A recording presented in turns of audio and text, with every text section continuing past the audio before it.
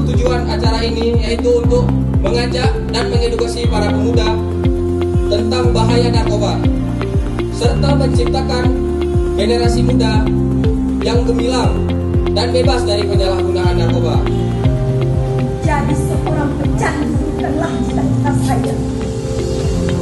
Mereka sadari bahwa itu dapat merusak jiwa mereka.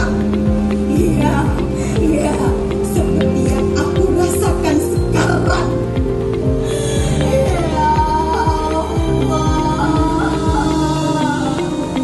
Bapak Ibu sekalian yang kami muliakan, pelaksanaan deklarasi pada hari ini adalah wujud dari komitmen pemerintah Kota Banda Aceh yang menyatakan perang terhadap penyalahgunaan dan peredaran gelap narkoba. Pemuda adalah generasi penerus bangsa dan pemimpin masa depan, yang mana eksistensi dan karya serta inovasi merekalah yang akan membawa pengaruh besar terhadap kemajuan negeri dan bangsa ini. Deklarasi Banda Aceh anti narkoba.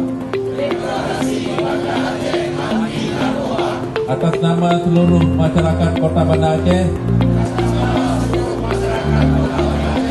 pada hari ini, Selasa, tanggal 4 bulan 12 tahun 2018, dengan ini berikrar: 1. Menyatakan haram hukumnya